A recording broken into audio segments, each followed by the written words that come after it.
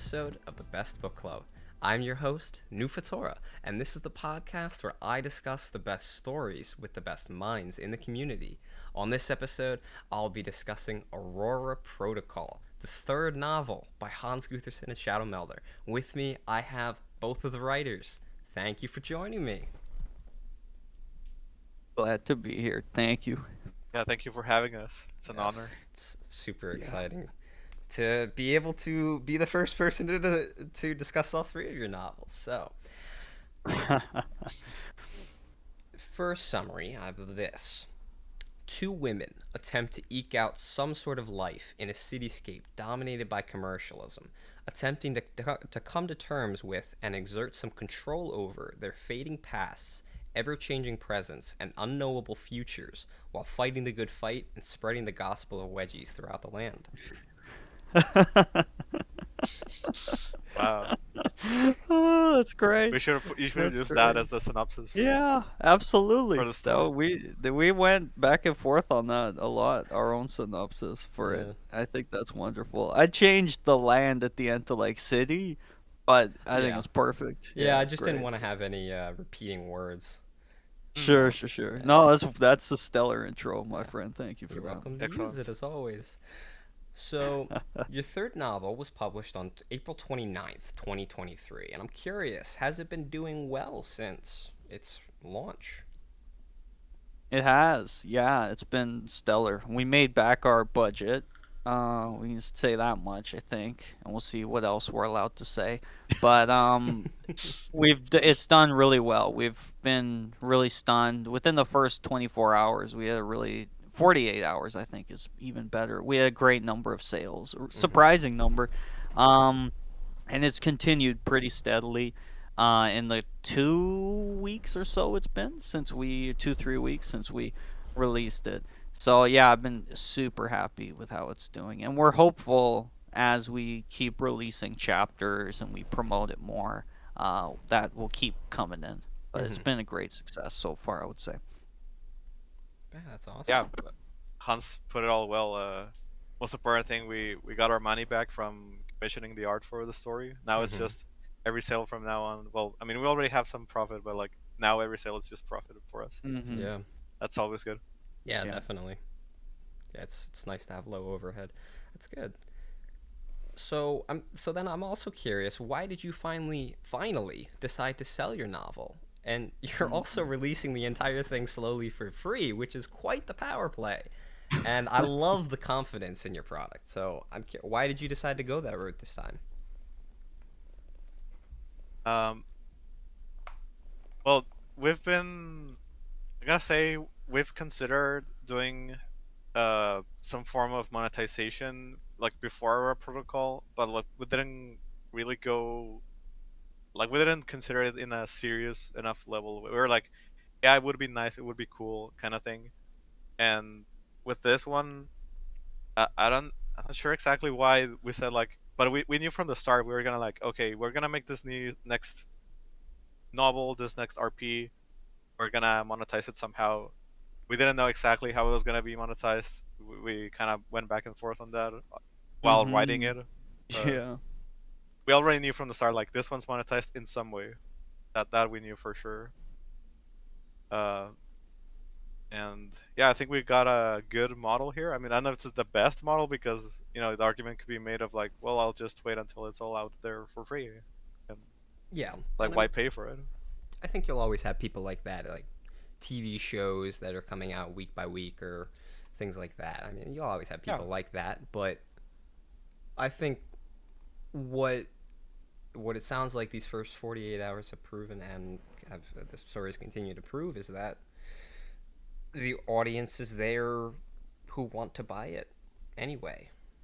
They want to support you Yeah. regardless, and at least a portion of that is they want to support you guys as creators rather than just they want to see what this novel's about.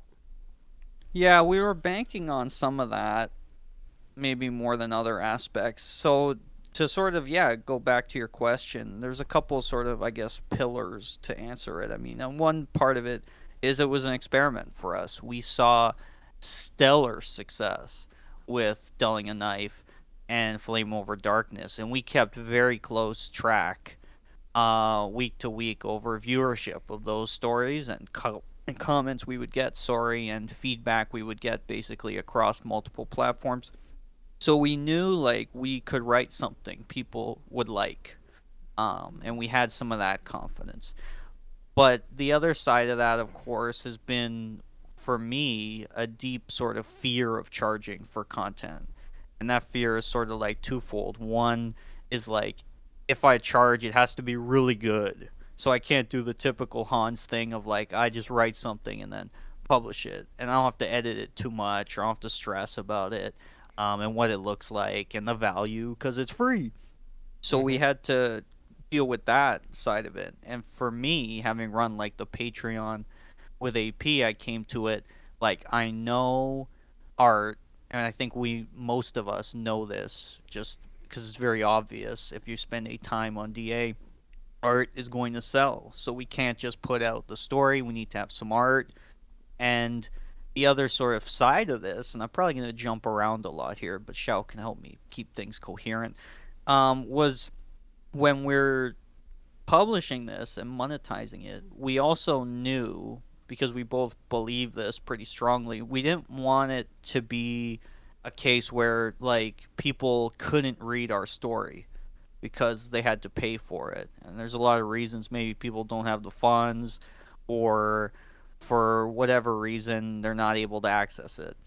And we didn't really want to like rip people off and say, "Oh, I really love the work you guys do, but I can't afford the $10 or something." So we still wanted people to read it. We still obviously want the viewership on it. That is obviously going to drive, the number of favorites our other works get as we post new content, the watchers on DA, and our sort of like community profile, so to speak. So there's still value in it, and we were thinking about that piece of it as well. In terms of, so that's sort of the model side of it, of why we are also releasing it for free, because we don't want people to not ever get a chance to read it. We think it's important people enjoy it, and we want the most people possible to enjoy it at the end of the day. That's the sort of core of it, because we believe it's really good. We're super proud of the work we did. It's definitely our longest stories, either of us, to date, by quite a bit. So yeah, there was a lot of that too, and like you noted, there's a market opportunity. I mean, we looked very carefully at what Sasita charged for his novels, for example, and while we don't know how well they sold, we knew if we wanted to charge more than that, because it's been a couple years since he put out anything, and we were giving stories that were longer, like a story that was longer than his and with more art. We needed to charge something that seemed fair, so we figured from what he charged, what we could charge. And obviously, as we've talked about before, and as is no secret now, things like Patreons are doing really well. Writers are making money off of commissions, including Shadowmelder, who's done some. So we felt like there was definitely a market opportunity that sort of justified an experiment in trying something like this. And I mean, for me, I feel like a takeaway is like we could try this again. We could do it again. And we probably won't get rich off of it yet. We could make our money back, and get a little bit of profit. But what do you think, Shadow? Did I sort of hit some of the points on the head? Yeah, I think you hit all of the points, not some of them. Nice. It's perfect. Nice. Yeah, it's kind of an investment in the future, really. I think it's a very smart move because you might miss out on a sale or two here or there, but yeah, you increase in many other ways besides. So I think it's really smart. Yeah, there was a part of us that was sort of okay if we got 0 sales. It was sucked, Of course. and we wouldn't have made our budget back. But our budget is not exorbitant. Right. It wouldn't have broken us if we didn't get it back. The fact that we did, and now we're making profit, is awesome. But we've done a lot of stuff for free, including our 2 last novels and a ton of other stories that we do for fun. So we both enjoy the work. I think that's fair to say, Shadow. Apologies if I'm sort of speaking for you, but it's always felt to me that we've enjoyed the work. And so if we hadn't made any money from it, and we just had some enjoyment as we were sort of posting it online and things, that would have been okay too. But Hmm. we ended up Yeah, getting the sort of best possible outcome, I think, if that's fair to say, Shadow. Yeah. it is fair to say. Like I said, we were and still are proud of the story, and we love it. So like the money is just a it's like a icing on the cake, so to speak. So Mm, yeah. Yeah. And that is the dream. That's kind of what everybody wants to do, is to be able to survive off of what they love. So you guys are well on your way to doing that. Yeah, it's a stepping stone for us, totally. for If we sure. were to try to do this again, and I mean, as we can talk about, it didn't take us super long to write the story, and if we were to do something like this in the future, there's a lot we know that we learned that we could take into the next project in terms of we'd probably release it faster than we did after finishing it, since we have a platform we really like in PayHip, and it's really easy to use. And I hope you find that as someone who's bought it, that it's easy to use and things. But because we struggled a bit to find a platform we thought would work well, and we Yeah. looked at a lot of different options, including like Patreon, for Mm-hmm. example, and things like that. Um, so yeah, it's certainly a stepping stone for us in terms of monetization, and Mm-hmm. yeah, now we know going forward if we were to try this again, things to do again and things we learned. Of course. Obviously, probably more art is always good, and having art in pieces, and but even just it was a very fun experiment in a lot of ways in terms of the type of story we're telling and as well. So yeah, it's been great. It's been such a fun time to now get to enjoy the fruits of that. Yeah. How did you guys decide on PayHip anyway? I'm curious about that. Uh, well, I can talk a bit about that. Like Hans mentioned, we looked into multiple platforms, and obviously we're gonna have a different model as well. Like we considered Patreon early because it's a platform that the community already knows Right. from art mostly, but also some Hmm. writing. Including the the Patreon that Hans and Anime Pennies did, which Hmm. did a lot of money. Well, Yep. a good amount. I don't know how much a lot was, but it made much more than I expected. A writing focused Patreon would make. Uh, so we were gonna go with that, but like we couldn't find like a what would be a good release model for it because Patreon is mostly focused on subscriptions Right. and getting those like regular ish updates, and that's kind of like how they monetize. I mean, you have some options there, but like there wasn't one that was just like here uh here's the whole thing, you just buy it once and that's it. I mean, there's not a clear way to do it. I mean, you can kind of hack around it, but like we didn't want consumers to have to like do that kind of thing. We just Right. want it to be as simple as possible, and also like be confident about it. So yeah, Patreon didn't work for that, for Hmm. the writing we were doing Right. at the moment. We considered then Gumroad. I don't know if you've heard about that Nope. platform. Never. Uh, it it's a marketplace of sorts, all digital. I had heard about it from other creations, not wedgie related. I didn't find any in there that were things I knew about, but I knew about it, looked into it. That one had the caveat. I mean, it's basically what PayHip is, kind of, Hmm. but that one had the caveat that like adult content, which is what you were gonna release, Hmm.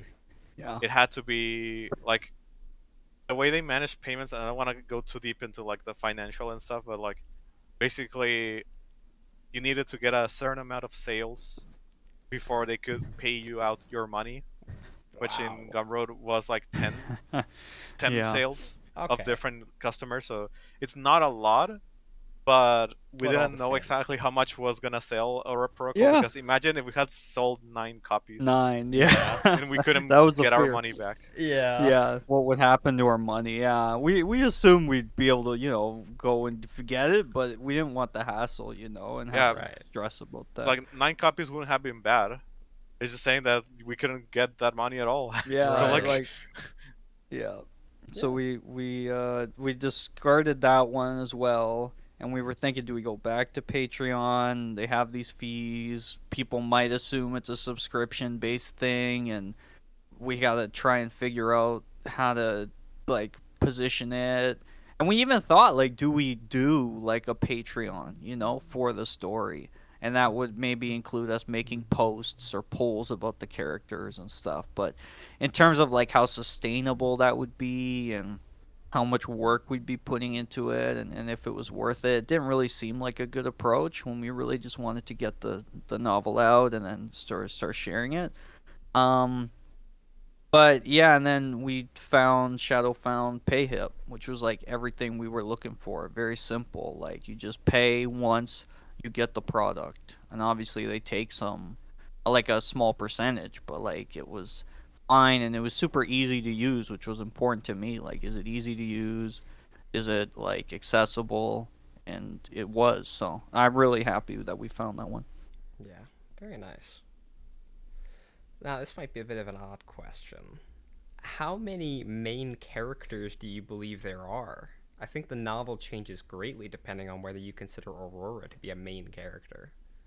Huh. Mm, Yeah. I think 4 maybe. Really? yeah, it's something that obviously we've thought about it, but like I guess we don't have a clear answer because like the obvious one is like if you just go instinct based, like what's your gut feeling? What's the number of main characters? I would say two. Yeah. Two is the number of characters in the cover art. Two is the number of Nat and Tori are in basically every single chapter together. So like that's the easy answer, right? Right. And Yeah. and if you say that, I would probably be correct. I mean, it's kind of subjective, I suppose. But yeah, if you ask me, think about it more thoroughly, I would say that yeah, it's three main characters, including Aurora. Hmm. Okay. That's interesting. Yeah, that feels right. I say 4 because I like Mia a lot, but she's not really a main Yeah, she's a character very by any strong Yeah. stretch. secondary character, I would say. Yes. Yeah. Yeah, I just love my secondary characters. Yeah, 3 is I would say the correct answer in my Hmm. opinion because Aurora is the main character, I think. Interesting. I don't really believe Aurora is a main character because of how sidelined she is so much of the time. I mean, Yeah, Mm, she does have big scenes, but her page time really doesn't hold up to Natalia and Tori at all. exactly.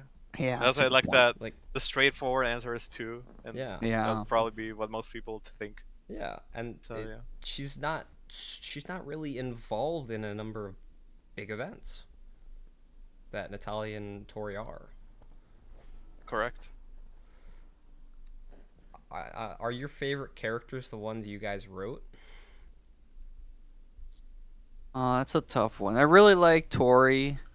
Well, I did sort of write a bit more, but and I think this was a very hard one for me because I liked Aurora not just because she was so wedgie obsessed, and we got to like explore that, but because you sort of get to see what it is to sort of be a wedgie fetishist and some of that development. Like for her, the thing that drew me to her from the very beginning was this idea that we could sort of track growth in a very like obvious way, and you could see her start out super obsessed with just wedgies like some of us are when we're young, and then kind of develop into somebody with a bit more layers to her. And so for that, I think she holds a special place in my heart that we were able to tackle some of that. But Tori was always super hot, and I thought she was great in that. And then Natalia has some of the best moments in the story, though, so it's really hard to say. But I'd probably say Aurora because of the Hmm. arc Yeah. that I hope is you sort of feel satisfied to readers. Yeah. I think it is. Right. What about you, Shadow? Yeah. Mm, yeah, I really like Aurora because of that as well. Like the whole. I mean, yeah, it was just a tricky one because like she's not a human. That's I think evident, True. but you can see some of Right. that. Um, I guess growth. I mean, it might be like you end the story and think like, wow, she's basically the same as the beginning, but it's I think her growth is subtle. Like she doesn't completely transform and like she's a Mm, completely different person at the end, but she is yeah. different, that's for sure. Yeah, and that's that's what I think makes Aurora's growth work, is because it's not super in your face. Nice. Yeah, so Speaking, to the original question, I think yes and no. Like, yeah, I really liked Natalia, which I mostly wrote, but I also really liked, well, the other ones, Tori and Aurora, and those were Hans and Aurora was mostly shared between the two. So speaking of Aurora, she kind of feels like a wedgie version of Navi, so much less annoying and actually giving you what you want. uh, the press release status updates you guys put out just before releasing the novel were a Oh, fun way yes. of getting into the world without giving much away, and I really like that you included at the end. Though I wonder if it might make more sense to have them up front in case someone finds your book before the status updates, and then they're not missing out on that little bit of extra world building before diving into the novel. that's Yeah. a good argument. Like I could see it would be better if they read it at first. And the truth is that it was kind of a thing we was almost. I think it might have been the last thing we did with Aurora Protocol, like the coming up with the status updates, and this was the thing where like we were already like basically ready to publish and stuff, but Mm-hmm. we decided like I think it makes sense that this should be in the PDF itself. So Mm-hmm. like we were kind of tucked in at the end, kind of. But I could also see that you see them at the end, um, and I guess it's a different experience, right? I mean, I can know someone who read those first and then the story, and then someone who read the story first and then the status updates. They could see them, and they already know the context behind those. I guess it'd be a different experience. I don't know which one would be better. Well, really, Yeah, there was also an eagerness for us to sort of let people get to the story quicker. There yeah. was some assumption that, like, people at the time after we sort of posted these teases and then released it, like, people are going to have read them and they're going to be eager to, get into the wedgies, which obviously the ads have none of those.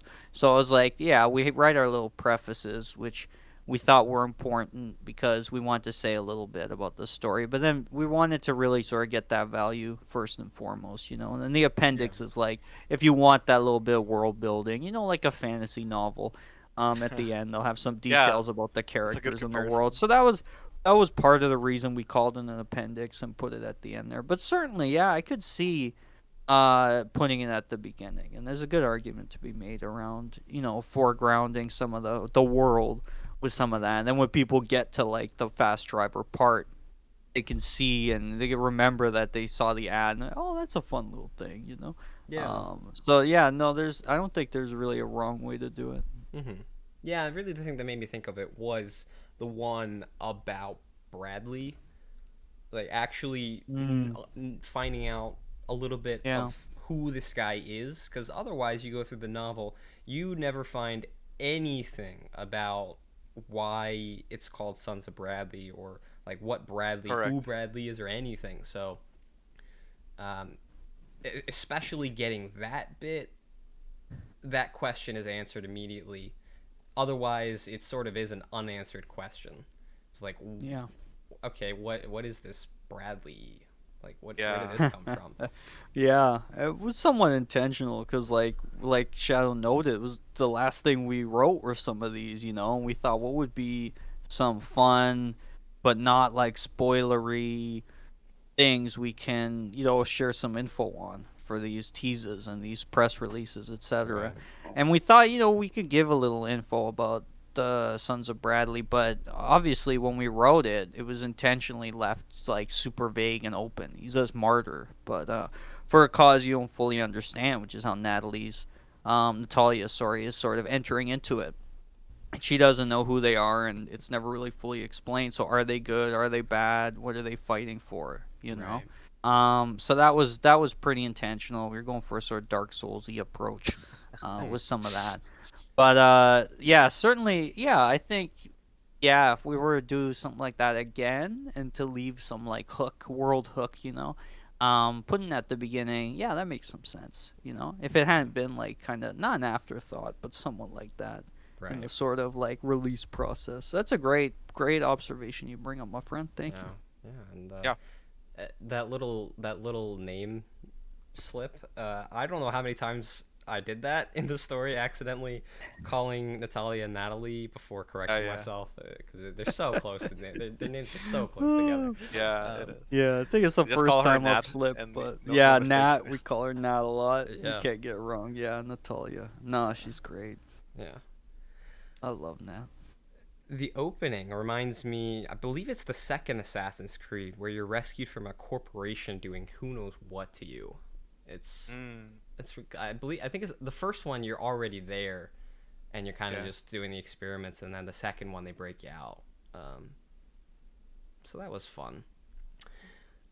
I really love how you guys weave the indirect detail of Harmony being so powerful that they can let the masses do the fighting for them all throughout the novel. I think it really helps sell the idea that their goal is well and truly out of reach and they're in a hopeless situation. Mm. Yeah, we had a lot of talks about Harmony. And I feel like I wanted it almost to be like an anime or like some kind of like crazy story where they would fight all the Harmony goons and take them down, like destroy the company. And as we were talking about what this world looks like, as you noted, Noof, in your great intro, like how strong commercialism is in this world, and it is a sort of cyberpunky tinged world that we have where companies are so strong, you know, and it dawned on us as Shadow was sort of working through it and talking me through it that like Harmony's going to be this massive conglomeration, So like there's no real play for them to just storm the building, and change everything instantly. It's not going to work like that. Um, well, and even in the end, their victory that they achieve with some of the executive getting fired, it feels so hollow, and that was intentional. Like nothing really is going to change, and that was a sort of theme we wanted to hit on. Like this isn't a great world to live in for most people, and some change can happen, but is it going to be the seismic change that you hope and you plan for? And I think generally that stuff takes a lot of time and a lot of effort, as the great movements of history do. So yeah, it was there was I think that approach is stronger and it fits more for the world, and it shows you that Harmony is this big company, and it's not just like one person. And if you get rid of the one bad apple, like the problems are solved. It's like an organization full of systems and management that have continued for so many years, and have, through that, perpetrated a lot of evil in Harmony's case. Yeah. Interesting. Hmm. There's a couple things I want to bring up later in there. But I don't want to play my hand too early. Um, yeah. They'll come up later on, though. See, Nice. I'll remember that you're holding cards then. I'm always holding cards. I like to go in the order of the story, Awesome. So, yeah. Tori's characterization is masterful, in my opinion. At first, I was a bit put off by her almost intentionally in-your-face attitude, but after getting to understand her and the situation at large, I can completely see her being super possessive and controlling of the few things she cares for in life, like Natalia, where she has absolutely no control anywhere else in her life. Yeah. Wow, that's deep. That's beautiful. Yeah, it's crazy because when we were first writing this, I mean, it's one of the big changes as we went through it was like it was going to be more, we'd get in her head a bit more, and it would be way more direct detail, so to speak, and explicit characterization. And we realized we really want to make this Natalia's story, and it would probably be stronger for it if things you learn about basically everyone else is more implicit and more you have to read into it. So yeah, the fact that like Tori really doesn't have much, and that which she does have, she has to kind of make it her own. Like she doesn't have ads in her shower because she made sure that wouldn't be a thing, and uh, is this job where she's going around, breaking into other people's systems, for example, or doing security, and it's these very like particular things that she does and is, that kind of tell you about her without us saying like, yeah, she's broken, because of losing her parents and things we could have pointed out, but I feel like you picked it up pretty masterfully, and that was the hope we had, Mm-hmm. that with a lot of people, it's like this world kind of sucks and people are broken, and here's what they are doing to try and get something back. Yeah. Yeah, and I Yeah, think, uh, yeah, go ahead, Shao. I would. Sorry, I just would add that when Hans was saying that this is more of Natalia's story, I guess more what I would say instead is that it's more from this is a story from Natalia's perspective, and I think Mm, perspective Mm, is more important in this yes. story it's true. because Good point. a lot of the things in the story like don't really work with a point of view, a character that knows everything that's going on. There's a lot of unknowns, like even from the start, like you mentioned, like she's getting like she breaks out of this building thanks to the Sons of Bradley, but she doesn't even know about them. She doesn't know if she should trust them. Right. And there's also the whole thing with Aurora growing as this almost like a like a glitch in a chip and becoming its own character.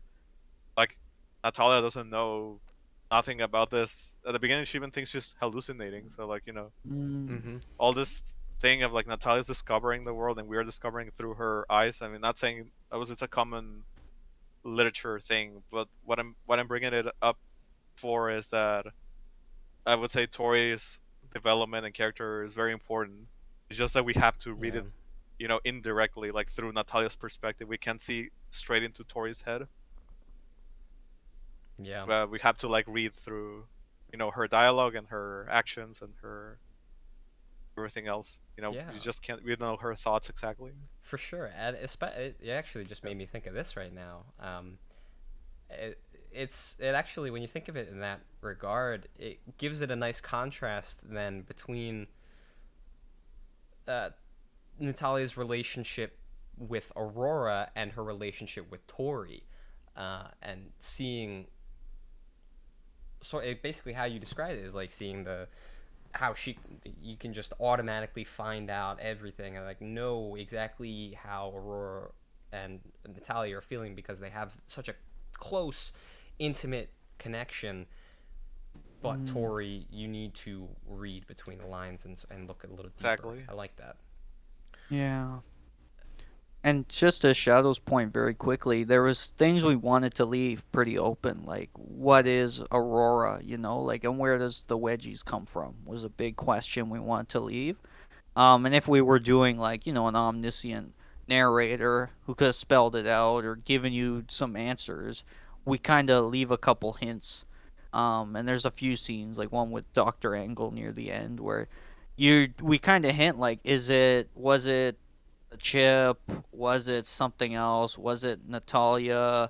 Like with her Tori interactions, like where did that sort of start and come from? Right. So yeah, we were able to play around with some of that and what is sort of true and what is known, by focusing the perspective on Natalia as much as we did. I think it was the right call. Yeah, for sure. Something really small that didn't quite make sense to me is Donald chastising Tori for showing up early to the raid. Why would showing up early be a bad thing? Maybe like she's gonna give it away, Yes. but I like it's like I feel like especially Tori would be smart enough not to just waltz in and like, hey, we're here for a raid, get ready.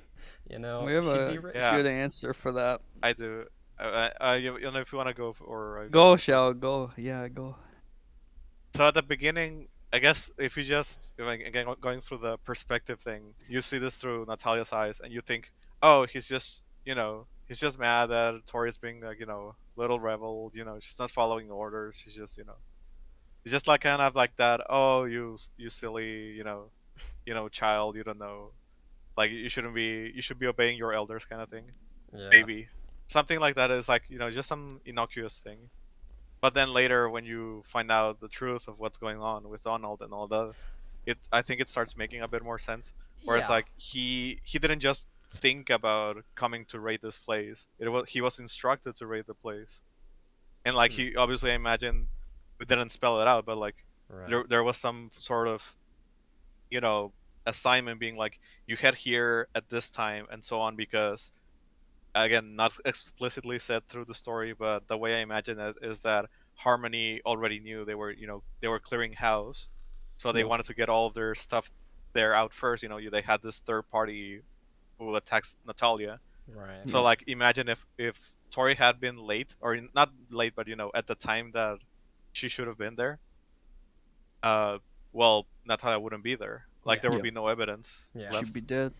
Yeah, and I mean when you, Yep. I mean, yeah, I thought of that as I was asking. It does make sense that way, but it also is a little bit of a slip up on Donnie's part. Then he should be playing a better character. Yeah, perhaps. Yeah, I mean, he's probably in the moment thinking like, oh man, like we screwed up here. Like we were supposed to be here at a time, and you want as a leader, people to follow your orders, right? And he's Yeah. supposed to be leader of this rebel cell. If she'd gotten captured, and given away their position because she was there alone and gotten there early, so there's that side of it, and then the other side, obviously, of like, like there was a plan of coming in after, probably getting whatever lame stuff Harmony left them, so that they could feel like they got some kind of victory when really they'd get nothing. Yeah. The fact they got this tech that they were not supposed to get, and the fact Donald has no clue that like what he's got his hands on is way more valuable than like a person in some Yeah. ways. So that's why he's not like trying to like kill her instantly or something. But Yeah. no, we thought about that. It's funny you bring that up. Yeah. So Yeah. hopefully we answered that question. Yeah, for sure. At around chapter 10, I started to notice how often Natalia and Tori eat. Are their metabolisms just ridiculously higher than ours? Perhaps. I mean, they are doing well. I mean, Natalia not so much. Tori, I imagine, more physical activity with, actually going to sites, guns a blazing, literally, and True. doing rebel stuff. Yeah. It's fair. I mean, we didn't count how many times they've been. So, like, if it says like they're eating 4 times a day, I mean, that's a slip on our part. But like, I don't think it's that much. I just we don't we share a lot of those scenes. I guess so that's why it feels like a lot. Exactly. That's kind of what There's it was. a few It's like, significant ones, yeah, Cool. and it's something symbolic, about eating, in especially like a Shadowmelder story. Like I always talk about Nightfall, one of my favorite stories of all time, and my favorite part in that is they're eating spaghetti, and we have like a little throwback to that in Aurora Protocol in some ways, but certainly, yeah. I mean, it was a fun way for us to kind of connect some scenes, and definitely more eating than we have in a lot of other stories. I think. I guess in Dulling a Knife, we have like some campfire scenes, them hanging out, right. socializing. Here we kind of change that to dates and date night dinners and things, Yeah. and including the Paris one, which I thought was an awesome scene, very fun romancy date. Yeah. Yeah, I guess it's just. It's just. It doesn't seem like they eat any more than normal people, but. Good. Just the Yeah, fact, it's just the I guess the amount of times the scenes came around to eating. That's Right. Yeah. It's a good note. But Good I mean, observation. when you think about it, food is really one of the best ways to bring people together. Sure. Right. So I guess it's just kind of working, just one more thing working in the favor of showing people surviving. True. Yeah. And I mean, especially in this society where everything is so, capitalism is everything and so on. Like, a lot of things are bought or are related to, being a consumer. Yeah. Whereas, like, with food, I mean, obviously you still have to buy, like, ingredients and stuff, but it's something that you're making instead of just consuming. Yeah, for sure. A bit of that human element, I guess. Oh yeah. That's kind of.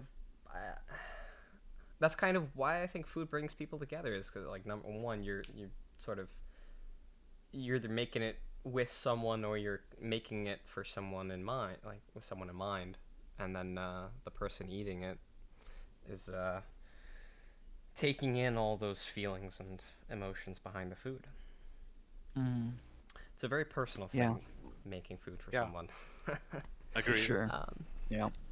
Is there any similarity between your virtual diving and the kind in Ghost in the Shell? I wouldn't know because I haven't. I mean, I Oh. watched the movie that everyone says is bad, so I guess it's the same as if I hadn't watched anything. Well, Uh, which one do they say is bad? the one with The Scarlett Scarlett Johansson. Johansson one. I mean, yeah, it's not going to Yeah. be as good because it's live action Yeah, I mean, I get the gist adaptation, of the but story, but I don't remember the specifics. I think the one we mostly thought about was like this mix of like actual real life virtual reality mixed in with like Yeah. cyberpunk's virtual dancing. I think it's called BD. Yeah, They call it yeah, the. absolutely, yeah, yeah. hmm. From Cyberpunk 2077, we had Well, such a different vision before for that it at too, first. 2020 Yeah, and all. But yeah. 2020, yeah, for sure. We had a different vision for it at first. Like, I wanted hacking at first to be a thing where you had to like insert yourself into the computer and you'd be in a big room and you're doing stuff and it would be this action sequence. And then Shadow, who knows way more about computers than I do, would be like, that would be incredibly inefficient for a hacker to have to like do all this stuff, to have to like breach a castle and have to fight enemies, But and it like would be why wouldn't they fun. just type It would some be stuff? cool. Why It wouldn't would they just be. type? I mean, it's so You cool that can that's make the what world that way, though. That's the thing. exactly, exactly. I mean, it's so cool that that's basically what they do in every cyberpunk story. Yeah, It's true, so that it'll is also true. be familiar and cliche, but That is true. also it's super. And Shao's right, like the realism of like the fact that it would be crazy and efficient should trump the Uh, fact it would be kind of cool. I think I might be paraphrasing you wrong, Shao. So yeah, please thanks. correct me. Hmm. I mean, Please like, correct yeah, I me. had that argument of like real, but I'm not saying that the reason we didn't do it that way was because it was inefficient. It Mm-hmm. was just we were looking for this more of a cyberpunk light story. I mean, I don't Yes, think we call Hmm. it true, true. explicitly cyberpunk. This is kind of like a precursor to a cyberpunk world Mm. because obviously you have the elements there, but it's not like. It's not a I mean, real you can see it. dystopia yet. Yeah, it's getting there Yeah, basically, yeah, but it's not Sure. fully a dystopia, and it's not fully like super advanced technology. Some of the stuff might sound like crazy, but like they have exoskeletons like the yeah. guards and stuff, but like the military has some of the kind of prototypes, so like it's not so Mm-hmm. far fetched. Right. True. Yeah. Yeah. So No, but it's we future-ish. Yeah, for sure. absolutely. So Yeah. we also wanted hacking to be kind of like how it is in the real life, but like obviously it's Yes. still fiction. We want it to be exciting and stuff. So Yeah. Yeah. Yeah, and I wonder. Yeah, so you plug into a Hmm. machine and things. But yeah, certainly, yeah. Yeah, I remember seeing some anime of Ghost in the Shell. I think I saw that movie. I barely remember it though, except for some of the fights. But yeah, certainly like the cyberpunk aspect, and then just like real world virtual reality we see today. That people can pretty easily imagine. You put on a headset, we're walking around, and it's pretty much what they do here. They put on a headset and they get transported to this world. We just have it being like a fully sensory experience, and you can feel everything and Yeah. experience it all. yeah, So it's slightly more technical, but not like super futuristic to yeah, Shadow's point. like Yeah. a very highly advanced VR headset, but it's still a VR Mm-hmm. headset. Right. You'll Yes, kind of get how it works. Yeah. Yeah, for yeah. sure. I wonder if the way to have that sort of jack in and fight the thing to hack it. I wonder if it would work if you just explain it as like this is all happening at hyper speed. So Oh, it's Mm, over in a maybe, yeah. second, but it's right, right. just it's happening in slow motion for the viewer, for the readers. Yeah, it's funny because and Shadow steer me off course if this is too much exclusive spoilery stuff. But I it don't think started it will out the be. idea of like it would be just like a hacker story, and it would be about a couple hackers in pajamas. That was like all I had, but what I really wanted to write when we first were doing this. And I kept bringing up like they'd be in these tight pajamas, and one of them would be hacking on a computer, and the other one would give him a wedgie in a chair, and it would be hot. And that was like Aurora Protocol at the start. And as we were going, it obviously grew into something so totally different. But so I'm glad, we kept the hacking, we made it kind of significant, and plays a kind of key role, and technology sort of became a huge part of it, which was I thought really cool. Yeah. Yeah, it was nice. Yeah, I remember the early prototype we had about hacking it being like you do the physical thing, but it's more of a. And we even had like this whole idea of like we're gonna have a scene where Tori explains it all for the reader, Yeah. and it's this like you're in the kind of like the security of a system is like laid out in kind of like a fortress, like almost like a castle, like an actual like medieval castle or something like that, but future Yeah. themed. Hmm. And the idea is that you get inside and you get a key as a treasure from that, and that's what lets you do the actual hacking, like the command Mm. line hacking. Ooh, I like that. You have to hack for the key first to get in. I like that.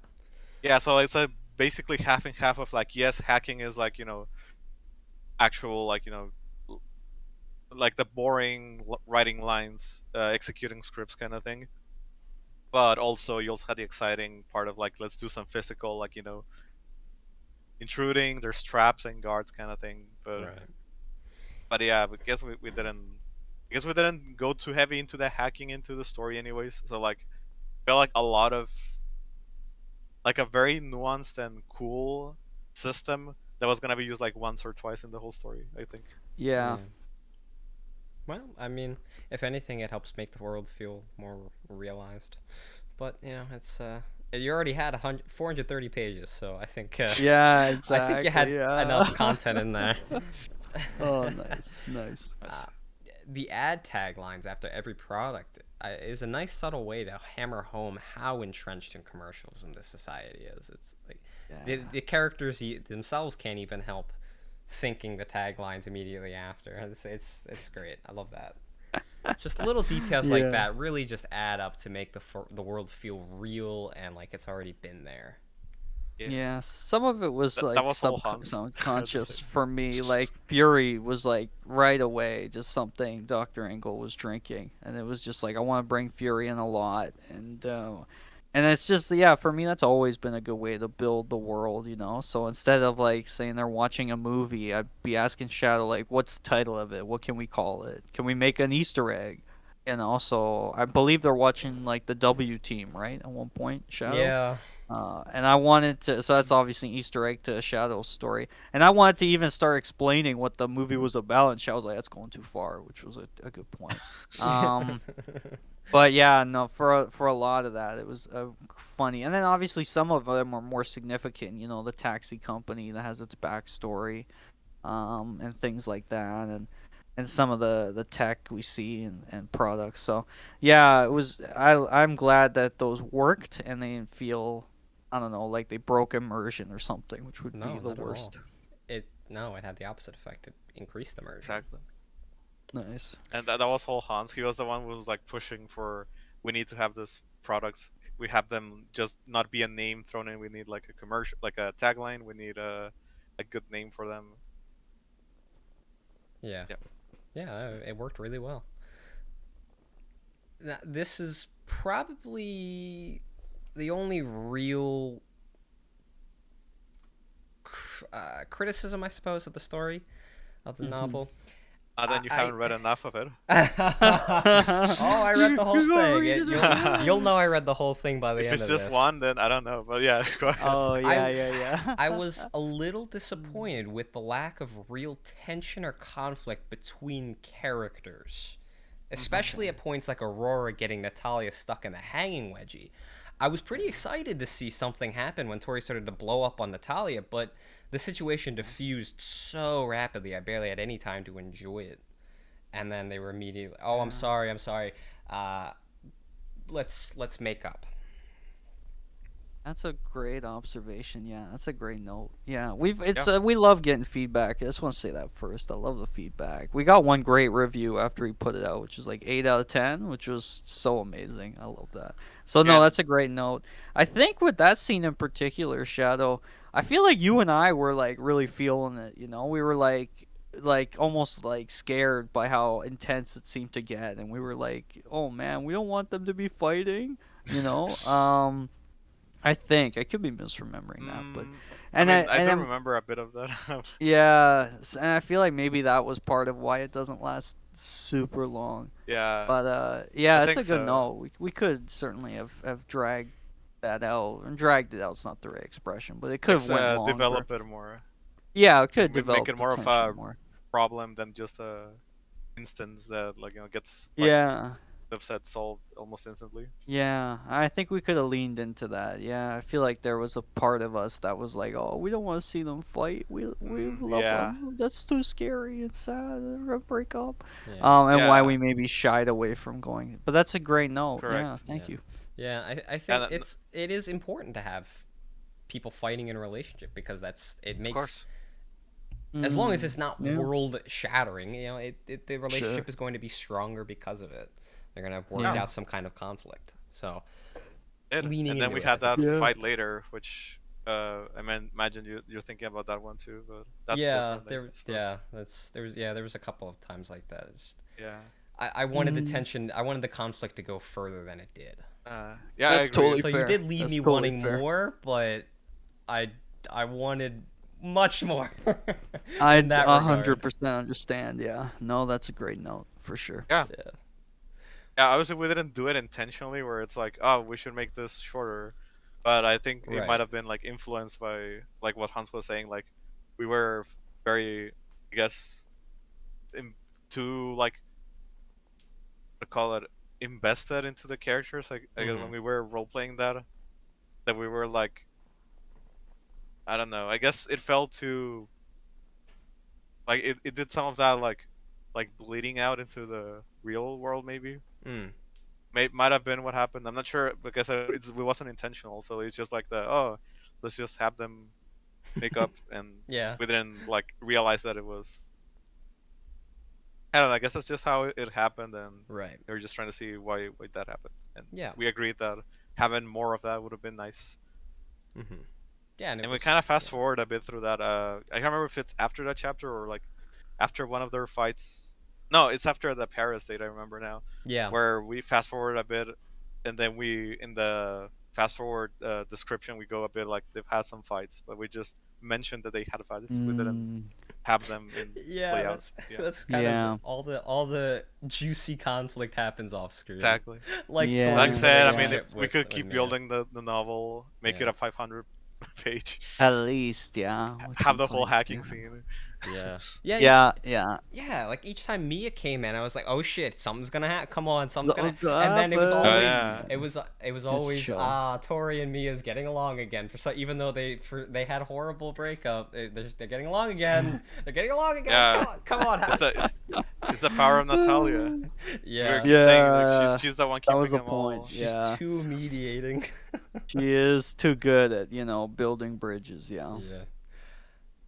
But it's nice all the same to see people band together in the face of horrors. So Yeah, of True. it True. works to some degree, but I do wish there had been more. course. Great point. Great point. Now, I have to question how much these characters legitimately want to improve their situation with how much time they spend doing anything but fighting Harmony. Once Natalia joins the Sons of Bradley, we get some bits here and there about how they do a little work, but there are multiple days where they go in, do maybe one thing, share a few quips, and then take the rest of the day off. And this isn't a criticism of your writing by any means either, as it's really Yeah. fun and interesting to see the wider world you've created, but rather a criticism that I'd give the characters themselves that they could respond to me. Like, how are you guys actually motivated about this goal or what? I think Donald is part of the reason they're not Yes. doing a lot more, and you realize Exactly. that at the end. You're like, oh, that's Right. they probably without him, with Dawes in charge, it's probably a whole new Sons of Bradley. Yes. At Yeah, the same time, there's a deep core to Tori that I hope comes through.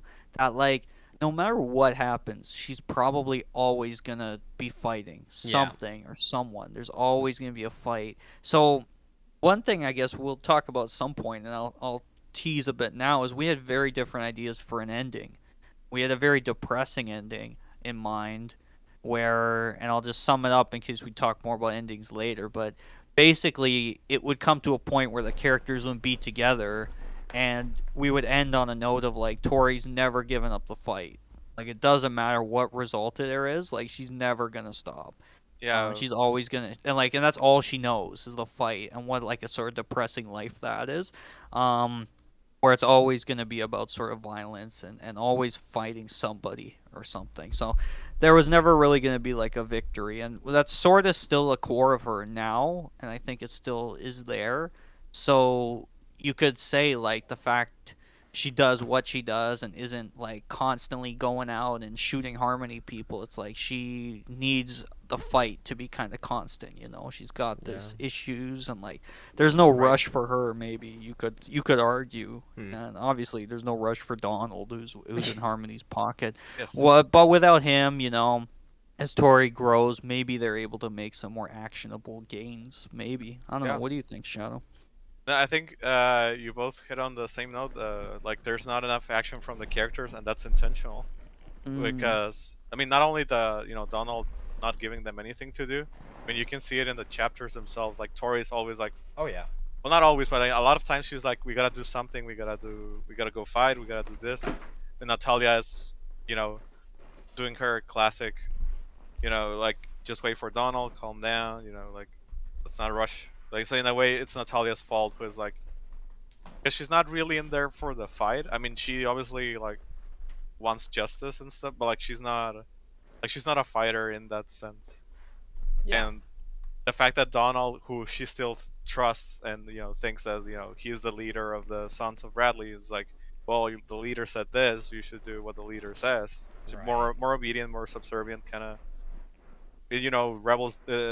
Tori is the opposite.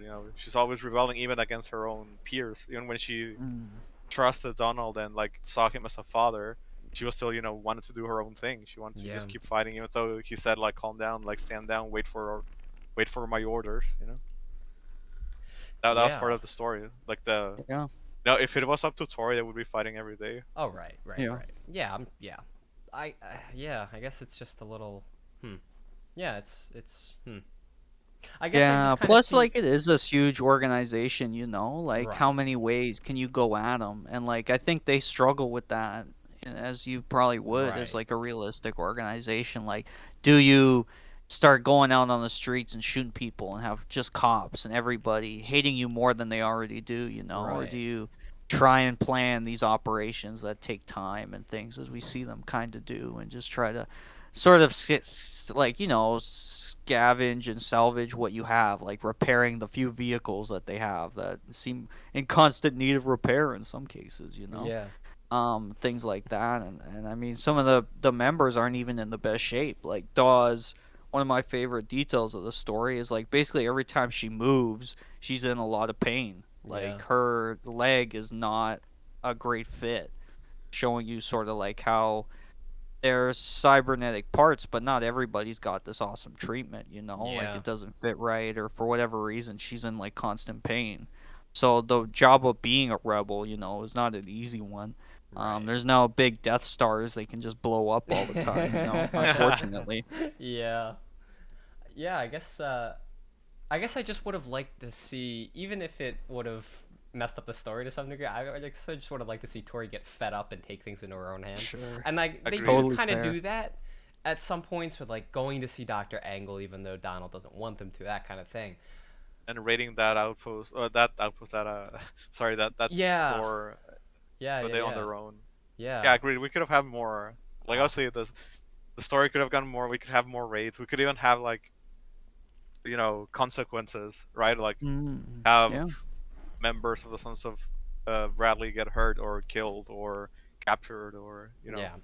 like Han said, like have the public go against them because they did something that upset them. Right. Like they set fire to some building, or they block off something. There's a lot of Yeah. things we could do. Yeah. Yeah, it could have been really Mm-hmm. interesting to sort of get a first-hand look at how the public perceives the Sons of Bradley if they sort of if Tori messes something or does something, and it does something, and then the public reacts in some way. I don't know. But I think this was more just a case of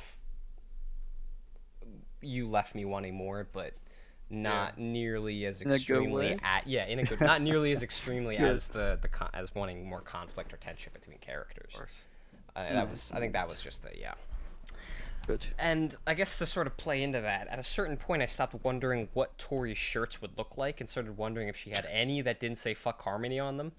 I really just had to applaud a character so hell bent on one style, and I think her shirts really highlight in the subtlest way her continuous fighting. Like she never stops, even Yeah. when she's just hanging out, she's constantly doing something. Yeah, and the effort, to make those shirts her own, like Yeah. she has to like draw on all of them, and like sometimes who knows, maybe that would wash out. She need new shirts because it looks bad or whatever. Yeah, no, that was a fun little detail, and she would handwrite them and always wear it. It's like her own brand, right? Their brands are a pretty significant part of the story. That was hers, and she kind of wears it proudly and constantly. Yeah. For sure. Yeah, it's very it's hard to say if it's really direct or I guess it would be indirect because it's mentioned quite a bit, but the reason behind it is below the surface. So I guess it would be an indirect. So I like it quite a bit. It's nice consistency for the character. Now Right. there are a few mentions of other mega corporations besides Harmony. Can you expand on them to any degree? Like what they're about, or Yeah, like really, because we don't really find anything about them besides that they exist. right? So, is there anything that you Uh, can share about those other corporations? well, I Oh, think Fury's the best beverage manufacturer in the world, no doubt. Owns the market share. Everybody loves Fury, no doubt about it. Sorry, Shadow. Go ahead. I mean, I don't know about everyone loving it, or more like this is the beverage, and like that's the one that's everywhere, and like you can't get rid of it even if you want it. Not that we have Mm. anything like that in our world, of course, but Yeah. Well, um, we got some stuff that's pretty close to it, I'd say. of course. But yeah, we did think about other corporations. We mentioned some. We didn't really go too much into detail, mostly focused on Harmony. I think Right. at one point we had where like, I mean, actually, I can think of 2 points. Like one where when they're having an ice cream at the mall, and Yeah. Natalia's like, wow, this is another mega corporation, because it's one of those like corporate Right. chain uh, ice cream places. But like Tori's like at that point, it's just like, I want to just enjoy something, right? Like Yeah. I At can't least just it's fight not every Harmony. corporation. Yeah. Yeah, At least it's not but the Harmony. implication is there, right? That it's Yeah. not Exactly. just that Harmony is the one evil corporation and everyone else Yeah. is just all good. They're all nice Yeah. corporations. Yeah. That was Uh, important for us. We wanted to make it clear that like Harmony obviously is a big corporation. There are many of them. Others in the world is not one corporation ruling everything. And they're not all super evil. That was something, but there's definitely that capitalism, that commercialism. And if you think that's evil, then yeah, you're living in hell on earth in this I mean, world because yeah, I it's think it's everywhere. I would Yeah. say that's the point. Yeah, definitely. I mean, that's Definitely. that's the point of the every product with their tagline and all that is Exactly. hammering like Yeah. they're all Yeah. doing the same thing. Yeah. Yeah. Is it in different products, or like because it's not affecting them directly, they don't think about it Right. because they didn't have this past where like Tori used to uh be related more closely to Harmony, and Oh Harmony did this to her yes. parents, and Harmony Yep. is that's why she's the single laser focused on Harmony. But obviously, if other corporations they had done something to her, she would have been the same with the other ones, I would imagine. Yeah. Yeah. And that's one that is Be a story about her trying to poison all the Fury cans. that right there is Take down Fury, which would be wonderful. so depressing. I, Yeah, and there's that, another version of the story, where like for some reason she's super into Harmony, like her parents worked at the company. We had ideas that maybe she could work there too. Or could have worked there, and well, I think that's she did work there, right? And their yeah. parents I think disappeared. She so. Yeah, there worked there was for a yeah. bit, and then There was a so point like that she we're says, like I mean, there's another alternate universe where she's a super loyal Harmony drone, the Sons of Bradley are like her enemies, and she's trying with the same single-mindedness that makes her gory Um, to take down them. Who I knows? don't think. I mean, maybe I can't remember if we discussed that. I do remember Not she that worked at much, Harmony, but no. like no, Yeah, like she worked at Harmony, and then she, Harmony does her wrong, and she cuts ties with them. But like, I think yeah. we're gonna explore more of her past in Harmony. But like, I don't think we had a version where she was a loyal horror movie No, no, trope. no. I mean, in a totally alternate universe. Not something we ever thought about, but Yeah. just thinking to myself, like, maybe that's the person Tori could have been, Yeah. if they hadn't burned her. Yeah. But Probably maybe would have been. not, maybe there's something in her that rebels and fights, and she would have left even if they hadn't, killed her parents. We don't, we see enough into her head, I think, but there's those questions, and I kind of like, what would it be like, like if Natalia hadn't entered their atmosphere, where would she be, and things like Yeah. that. Uh, Yeah. besides the obvious one that she would be dead, but Yeah, could be, yeah. Yeah. um. nah, I mean, I assume Natalia would have been like, I don't want to make the reference, but that one movie where like she takes the pill and Yeah. be, okay with her society kind of thing. Well. Yeah. She probably would have been like that more like, she kind of bought into the news Yeah. propaganda of like, Sons of Bradley, sorry, are terrorists. So like that's Right. why she distrusts them at the beginning. Yeah. Right. So yeah. Are any of the corporations as bad as Harmony? There's probably some that have done similar things. If Harmony's doing what it's doing, I think we can assume there's other Others are, yeah. organizations who are, doing human testing, and they want to keep their proprietary technology secret, which is why Harmony wants to kill Yeah. Natalia. Um, and I mean, it's such a corporate thing. It's so removed from sort of humanity, some of these corporations. I think it's really is a fair assumption. Like, that's the reason, the story gets kicked off. It's not someone wants to kill Natalia, it's a business decision is being made very rapidly. And Shadow had a good comparison. I just remember this now to like Google shutting down lots of products or projects, that Yeah. because they're not seeing returns, and companies doing Yeah. that. And you don't think, like, at least I don't think, what does that mean for the work people put into it? Or in the case of like Harmony, if there's test subjects, who need to be liquidated, right? And it's just a decision of like, we're not investing in that product anymore. We're not investing in this artificial intelligence chips in Harmony's case. So Yeah. certainly, if they're willing to go those lengths, I think, but I don't know, Shao, what do you think? No, Or completely agreed. It's just this thing of like, I think we shouldn't see. I imagine at some point. I mean, I don't. I'm not gonna assume for the audience, but like there's a human way and then a different way of like looking at corporations in I guess in general or in media. Mm-hmm. But like the human ways, think of them as like a person. So it's like, is this person good or bad kind of thing. And well, for me, the way I looked at them is, of course, corporations are amoral, which Mm. means they're gonna just do whatever is the most profitable for them, Yeah. which yeah. just coincides that most of the time it's, doing terrible things. Right.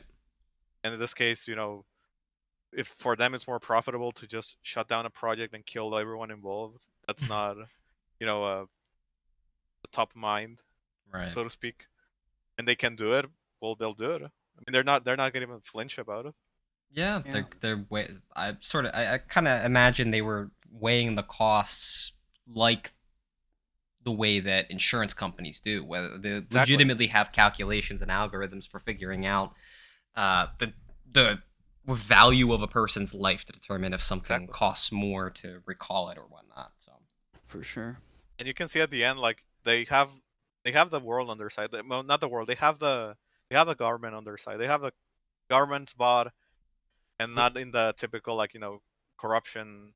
So there's a lot of that, but I and mean, you can see in the end, like the thing that the news uh CC Live is discussing is like, here's what the politicians said, and like, they're just blaming the opposition because you know they're being too restrictive on companies. Like they should have more freedom, and none of this would have happened. Like how is yeah. that any like it just shows you like the bigger picture of Oh yeah. the companies are Well gonna keep said. doing this thing, and I mean politicians are just gonna let them do it. Yeah. Yeah, the amount of power, concentrated in the hands of so few is something we wanted to hit on, and like Harmony controls, like CC Live. Right. So they're able to, get the message they want out.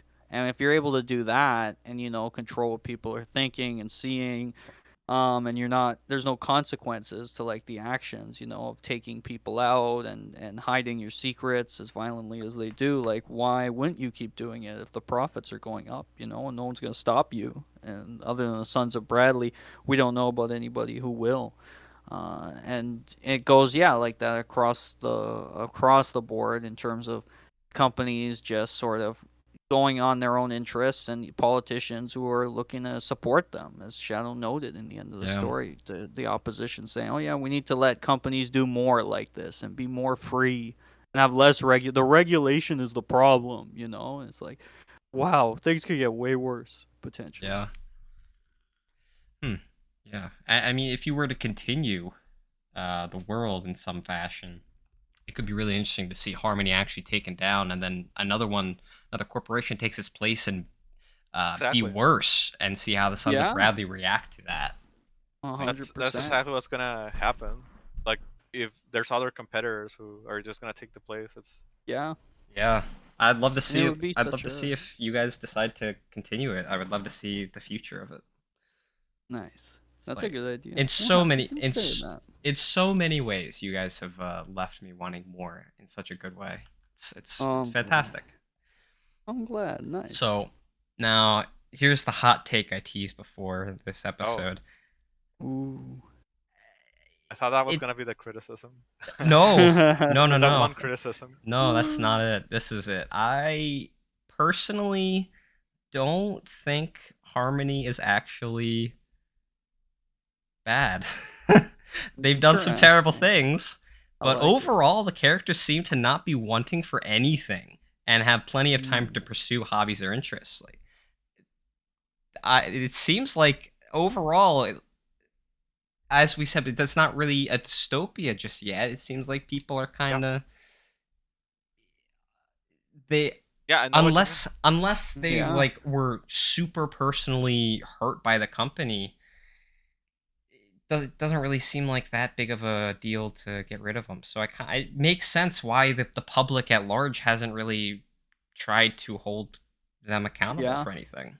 That's such a great point. Yeah. You got to think, right? Even in all their amoral dealings and all the business and profiteering all the making of business, that there's going to be products they're putting out that have been helpful, things that have made people's Yeah, lives easier, or they wouldn't be making any money, or they wouldn't be, exactly. still in business. So there's definitely that side of it. And then certainly the side of like, even if they did have control of the media, which they do, there's going to be other people looking at them if they were constantly super evil and not able to hide some of it. So I love that take. That's a really cool True. take. And like I mentioned, like I mean, Sons of Bradley aren't really, at least with Donald, they're not really like freedom fighters. If you want to look at Right. them like that, they're True. part of their corporate strategy, and that's also why they're, Yeah. you know, Donald coordinates with them. So like, Right. it's like if this was a different like an actual like group that's fighting Harmony. I mean, you can imagine Harmony is gonna spend a significant amount of resources to squash them out, Yes. just like they Yeah. did with Bradley, who was an actual opposition to them.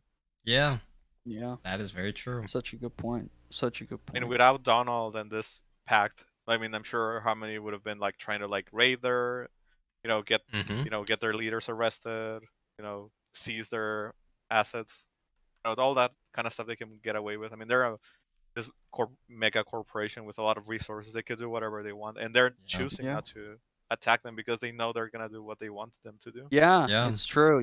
They go after the targets they tell Donald to, and so whenever they need to, maybe there's some political reason or any number of possibilities. They say, "Oh, look, in today's news, look what the evil rebels did."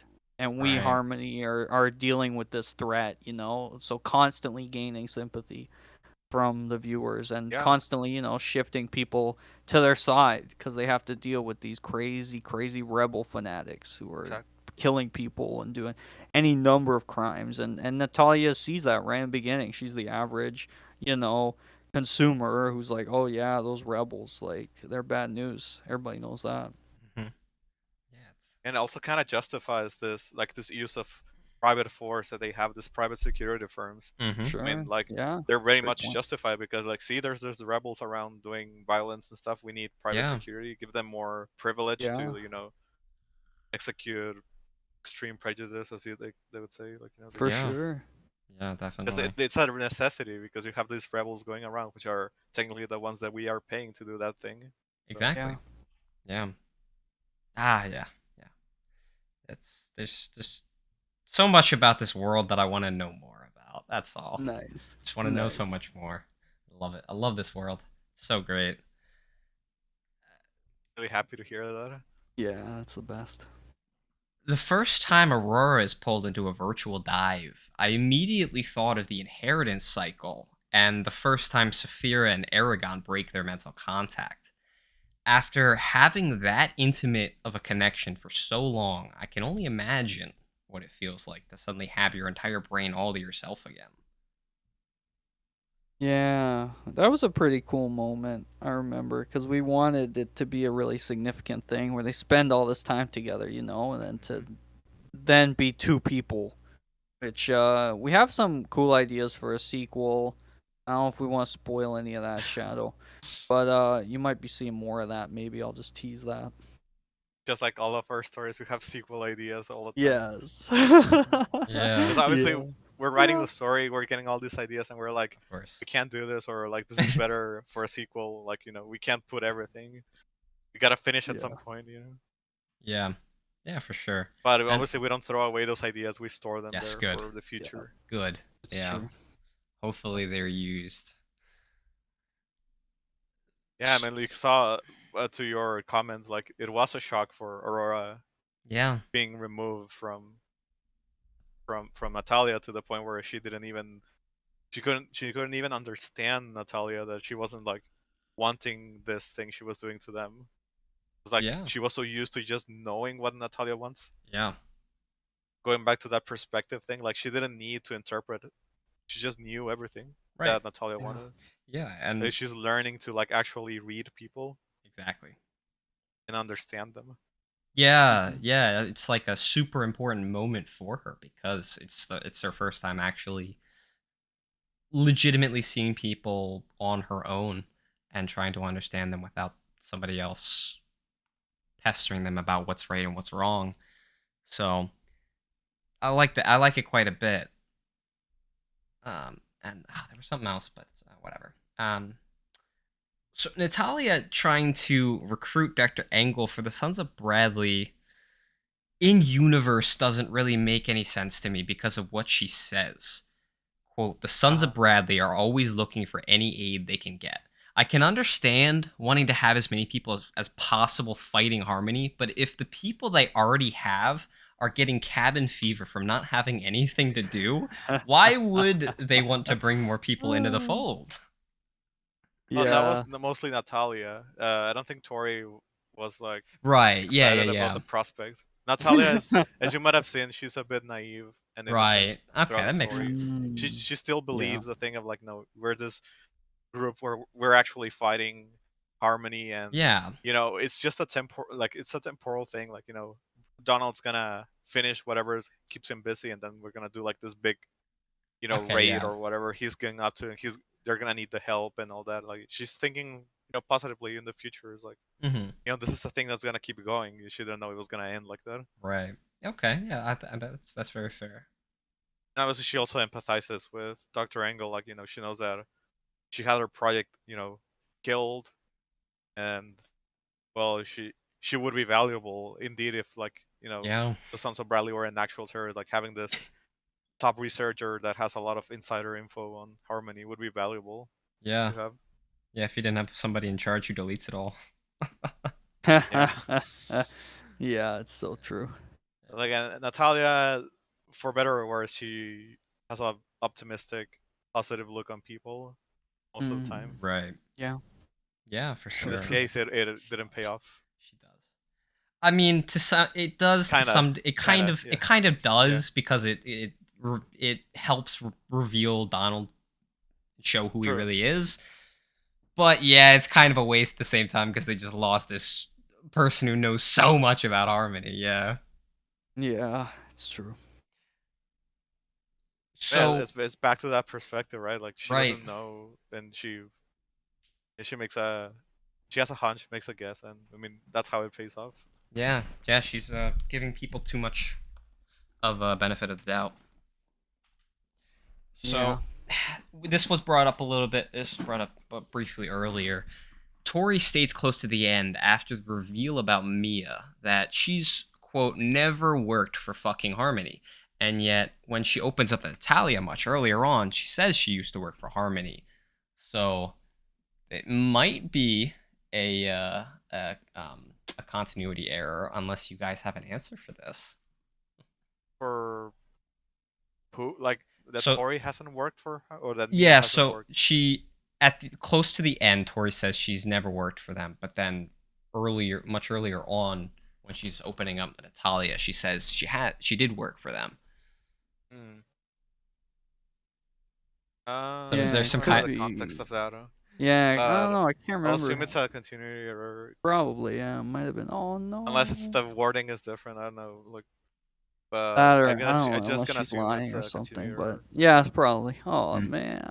Well, I that's the problem when you're writing a 430-page novel. uh, I mean, And over time, as an RP, and going right. back and forth over a number of months. I'm surprised we didn't catch that one, but in our editing, but it happens, Yeah. It's interesting. I'll have to look back. Maybe we come Yeah. back to you and say, no, it wasn't. There was a specific reason Yeah. at the I mean, moment. Maybe, there maybe it wasn't. shit like that slips through the cracks in all areas. Like in Harry Potter, there's a uh, line about Slughorn explaining about Felix Felicis and saying it how it goes for 24 hours with one gulp, but then later it's 12 hours. And there's legitimate, it's the number is just changed. There's no explanation. It's just a continuity error. So right. things like that can slip through even in the highest of places and in the most well-regarded, highly most loved stuff. So, it happens. Yeah. So we're as good as Harry Potter. That's what you're saying. I was I'll take hoping it. you'd be able to make up something really fun on the fly though. But okay, that's all right. So I like how this story focuses on how people adapt to terrible circumstances and make the most of them through really exploring the budding relationship between Tori and Natalia. Um, though I do wish there had been a little more freedom fighting or something more with the actual chip, not just Aurora, but something with the actual chip, like it's having a Yeah. malfunction or something. Because it was really interesting when like the projector was interfering with Aurora. I would like Yeah. something else like messing her up or like something breaks in the chip and Aurora's weakened or like something like that would have been really Yeah, cool to we see. had some ideas where like it would get hacked. Mia would hack it at one point. We had a Yeah. lot of climax ideas around that. I think, right, Shadow? Well, Yeah. actually, So that different stuff went in and out of our minds. As we thought like we want to have a climax that looks the way it does. So where's that gonna fit? The Mia hacking in and we wanted to, have her sort of switch sides. So, like, at what point could she hack and then also switch sides? And, like, at a point that made sense. I don't think we were able to sort of reconcile it, but, as we head into maybe a sequel, there's a lot more we can do with the chip technology in general. Like, are other competitors trying to build something similar? It could be something like that, or any number of things. Is it getting hacked? Like, there's a ton of cool potentials there. yeah. Yeah, I think with the hacking, it's tricky because like we established earlier in the story that like part of the reason why it took them so long to figure out Aurora and Aurora's protocol was that this was this unique, well not unique, this very rare like technology that Right. was like you had this like very specific protocol being used to like communicate with the chip at a distance. And like Right. I guess it's a thing of like Mia wouldn't know this unless she was involved in the project or like she researched into it. So then we'll have to like, how does Mia know how to hack the chip? How does she know Right. the protocol? So Yeah. it would be like a whole thing of like, well, maybe she hacked it from Tori, but like then we gotta go into like how you know. Yeah. Maybe. What do you think about this? That like Aurora gets so overly excited. Like maybe she got so excited during the atomic wedgie that she blew a circuit or something on the chip. Nice. That would have been Love really that. like. That's So fun. it's not somebody else hacking into the chip, but it something like it breaks or something like that. Yeah, I get what you That's mean. fun. I like it. That's a fun one. Yeah, that sounds great. You bringing up Mia hacking actually made me remember a question that I forgot I had. Um, was Mia hacking just something that happened while she was talking to Natalia, or was she actually hacking them? I couldn't get a definitive read on Oh, what that perfect. was about. Well, that's perfect. She was trying to keep it vague.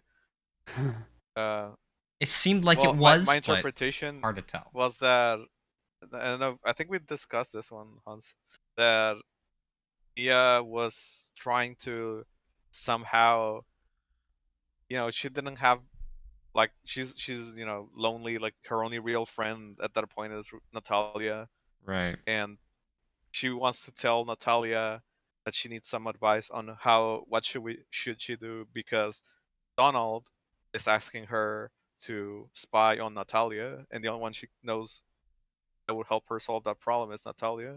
Right. Mhm. So like she's doing Okay. that thing of like, I have a friend that has this Right. problem, you know, Right. kind of in a roundabout way. Wow. Wow. So Yeah, she was. without being too She obvious, was. but she Wow. was kind of early on being made into like this double agent, and struggling with I that. mean, it wasn't that I, Like, early. there was. I mean, no, not that early. Yeah. I figured there was something that was going to happen with her because she kept coming up, and it would be really, really weird if you didn't do something with that. Um, but I mean, her reveal was nice. Um, Nice. I guess she was just that good of an actor that like she even fooled me into thinking like, oh, maybe she was actually trying to get Tori because she plays that off as like Mm, giving like accidentally giving herself away Right. about yeah, Tori. yeah. That was I thought it was like okay, I think she actually was hacking Tori, but I didn't really see the end result of it, so I wasn't sure. Right. Right. But Yeah. if she was trying to hack Yeah. and get access to Natalia, then she did a really good job of fooling me too. Yeah, and Yeah. also That's just spy on her, just that very real of Right. like keeping eyes on her. Like they're always off somewhere else. Donald, it becomes clear at a point like Harmony knows their asset isn't dead, so they want eyes on them, and that's why they send the people once they know where they are. Once they finally get like that confirmation from like Mia, she tells them where they're at their scene. She gets jumped, and it's only because Tori's coming back that she's not sort of killed, which is the plan. So yeah, it's a long game that she's playing, Yeah. but it right. wears on her. She's not really able to do it, even Yeah. though you'd think she'd maybe have reason to, right? Being Yeah. hurt by Tori. This is her new, like, almost competition to get Tori in some ways, right? But she can't, like, hurt Natalia. Yeah. Yeah. It's that part of hacking that usually gets overlooked, right? Like the social Right. engineering aspect that Mm, Mia was doing there. She's a hacker just like Tori. So like they're social engineering where Right. they talk to people, make them think things that are not true, and have them spill information they shouldn't. Yeah. yeah. When I think about it and I compare, I think Mia might be your best written character of all three of your novels. Hey, nice. Because Wow, that's high praise. thinking back on when she shows up, what happens when she does? It's not something you would even notice the first time because you don't know what to expect or what's going to happen. Yeah. But the way Mia is brought into the story here and there, she's I think she's the best written one of all of them. Yay. That's I awesome. like Mia. It's I really like Mia's writing Mia's Mia. cute. Yeah, she was great. You yeah. see, you can see now why like Hans was pushing for Mia The to be considered a 4. main character. When Well, you asked me, that was my instinct as a 4 without even thinking about it. Yeah. with if you'd included her more, it would have diminished her impact. unless it's hard to That's say, but I fair. think it would I have think you're I know right. what I you think mean. you're right. because Yeah, I of would like agree. I would agree.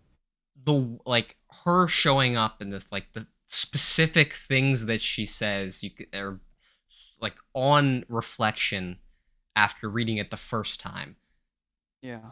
There is so obvious. It's so obviously very calculating, and everything is like specifically chosen and picked out so that she's saying and doing exactly what she wants rather than accidentally letting something slip or something. Um, Yeah. and it's extremely indirect, but the writing is on the wall about her. So, yeah.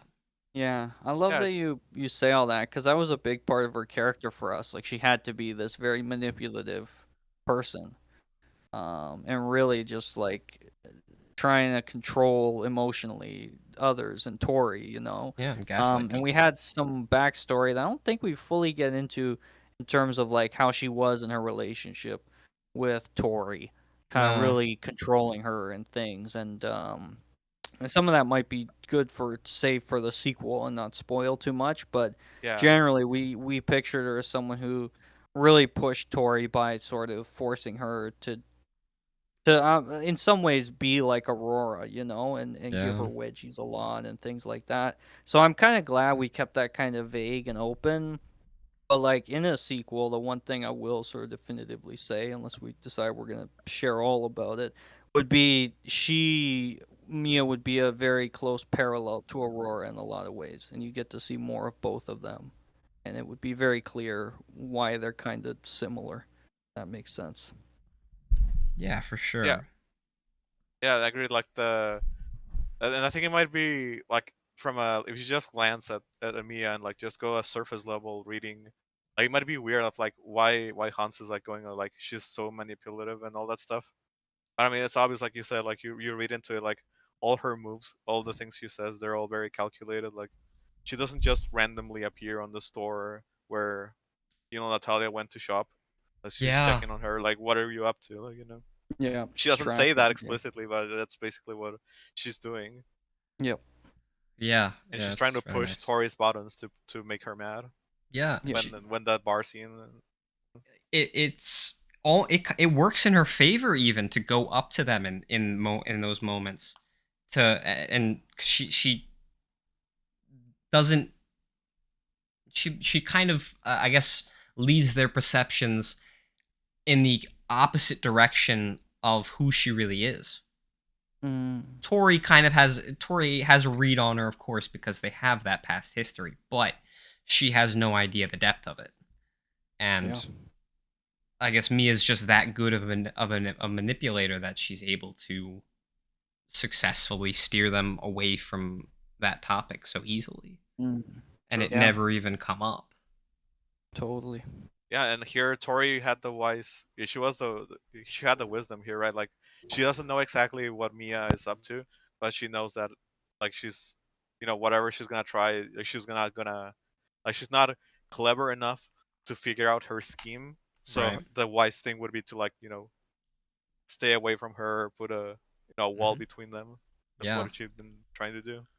Yeah. Yeah. The the good thing is that she has the past experience to know how to deal with her, but the bad thing is that she has the past experience that she's already dealt with her, so she already has It's those true. emotions that just are so quick to flare up and cloud her judgment and her decision making. Absolutely. So But well said. Yeah. yeah, Absolutely. it's like that. It's that catch 22. Like, there's Yeah. Yeah, yeah, it's just so well done. I love it. Thank you for that. Nice. Oh, thank you Was for Mia appreciation. yes, yeah, that's great. Yeah. it's the me appreciation. Yeah. Moment. Yeah. Yeah. Wonderful. Was there anything challenging about writing this novel?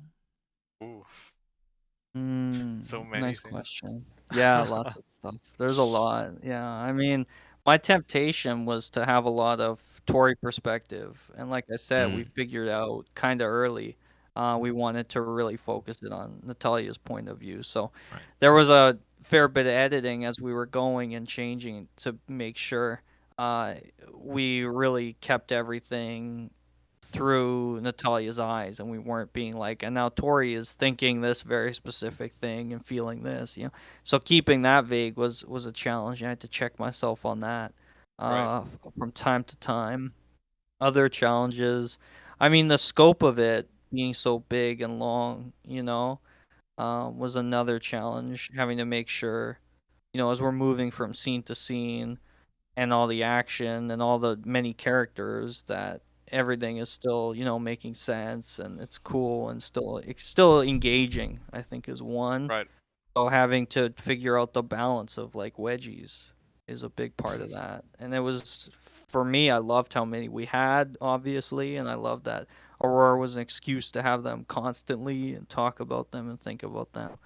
But certainly it was challenging thinking like, is it ever going to be too much, or like when do we pull back and have less, and things like that. I think those are some that come to my mind. Right. Yeah, I Yeah. would add. Yeah, I agree with those, and add.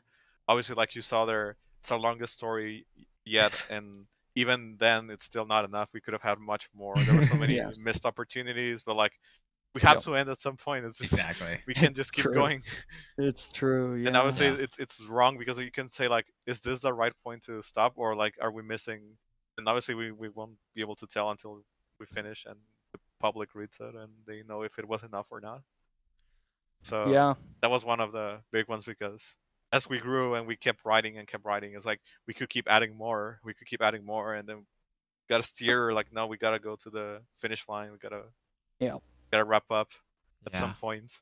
Yeah. Yeah. That was very hard to deal with, For Yeah. for sure. sure. A fun challenge too was figuring out what scenes we'd make art for. We get Yeah. the Oh, art that too. commissioned.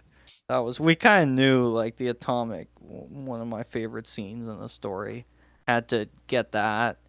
But we Yeah. had some other ideas, like was it gonna be the selfie, Right. which I thought was really cute, or Yeah, I should do. it have been something else, stuff like that. So that was a fun kind of light challenge, but not as serious as the others. Right. I do kind of wish that the picture had included a little bit more of the actual like underwear than just the cat part. That would have That's been nice. totally But fair. it's a Yeah, great picture all the same. Um, nice. I think the thing you hit on Shadow last there was sort of the translating the sort of the comedy rule of the more specific it is, the more wide reaching of an appeal you'll have, versus the more broad it is, the less so. Translating that into just a novel as opposed to a comedy script, it that's that's sort of the balance you have to strike. It's sort of like trying to figure that out. But as you guys have brought up multiple times, you sort of you determined that this was the Natalia Tori story essentially, Mm-hmm. and that's what's captured here. So it's one piece of the overall story, but this specific story, this point in time, is wrapped up. Yeah. Yeah, Right. I think that's a nice way to phrase it.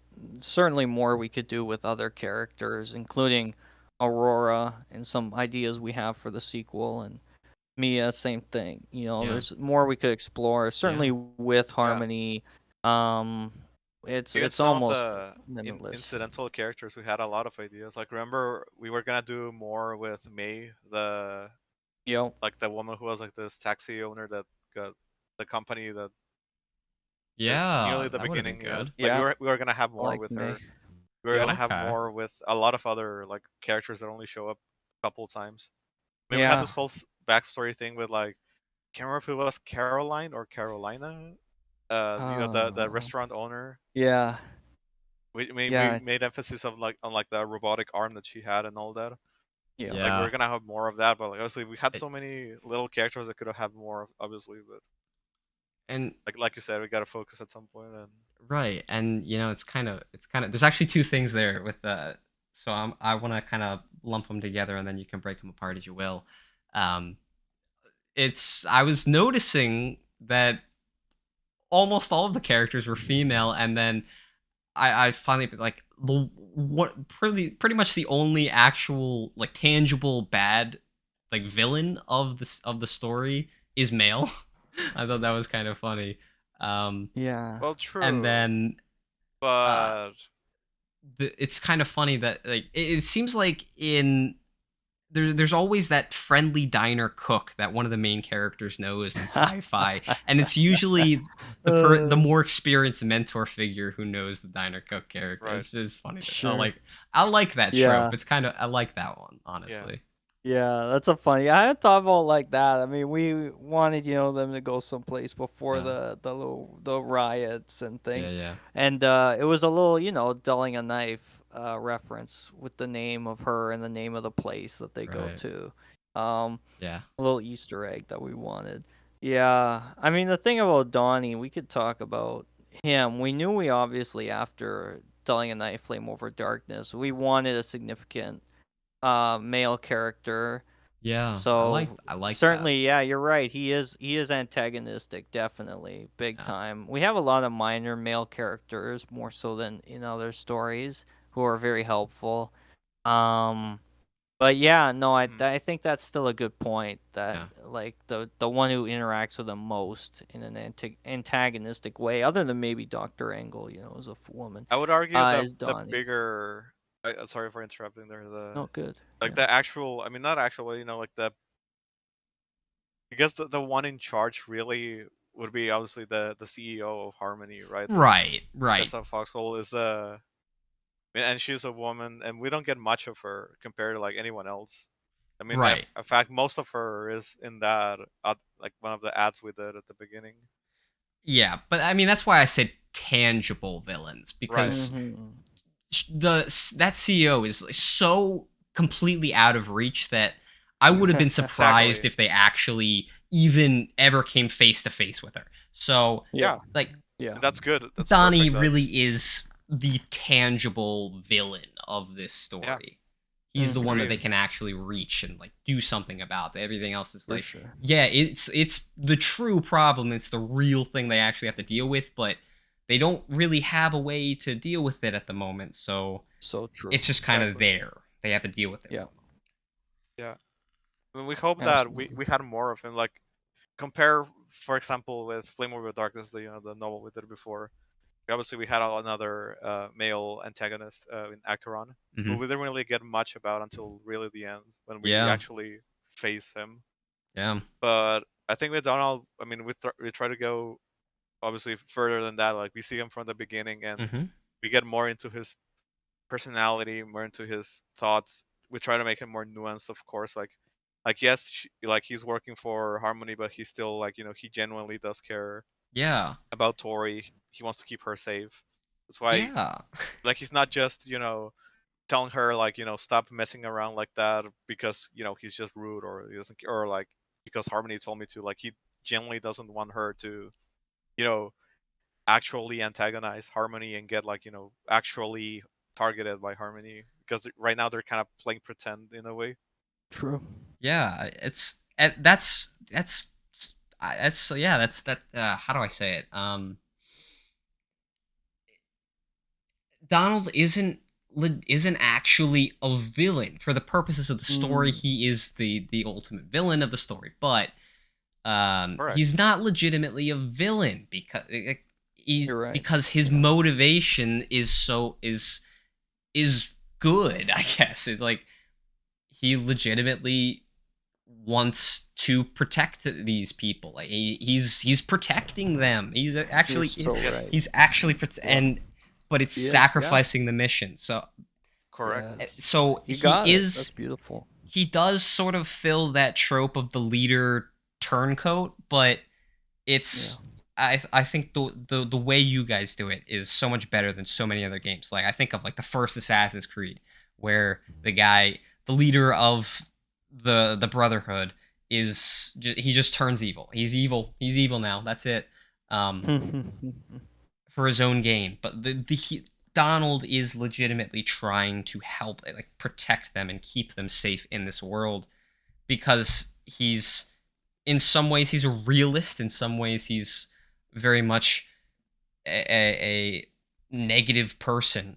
He has a very negative view on the world, or like he doesn't see the world changing anytime soon, or like he doesn't see the fight is worth it. He'd rather like he's just wasting his time trying to fight them. So he'd rather keep everybody safe and try to give them the best life they can given the circumstances.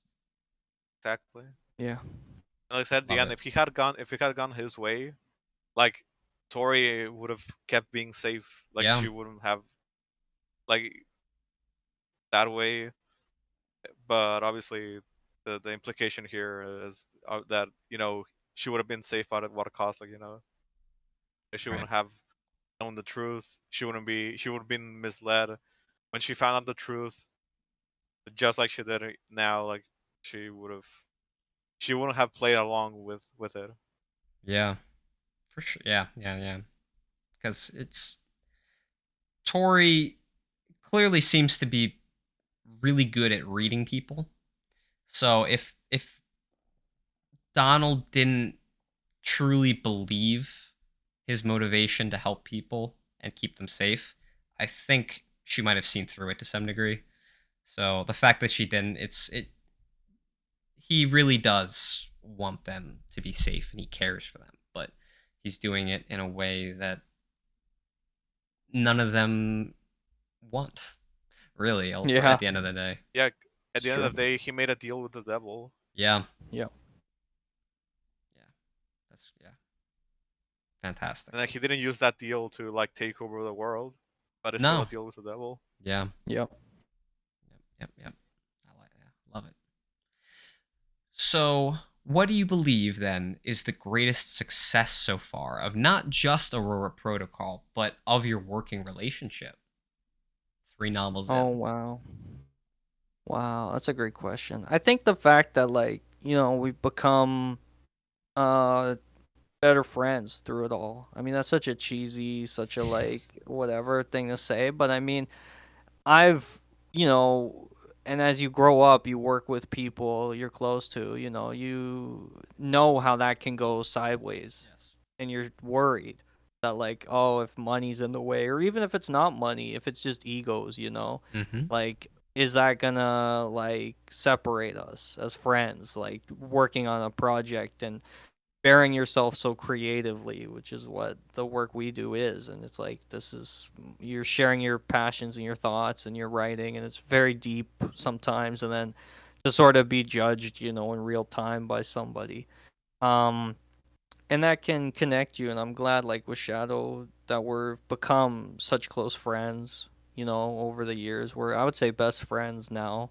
And I never thought I'd really get that with someone in this community and just in general, because you get to a point, you think, if you're like me and you've, getting older, you go, oh man, like, am I gonna get new friends, or what's gonna happen? And then, yeah, being friends with Shadow, being able to work with him so creatively, so productively, to have a lot of fun every day in whatever we do, and it's RPing a lot and things like that. I mean, that to me is the best part of everything. And then the rest, the money and the success and the views which have come, like that's kind of secondary. If I wasn't having fun, like it wouldn't really matter. Yeah. Yeah. That's such a wonderful mindset to have. I love it. What about you, Shadow? What Yeah. do you think? I completely agree.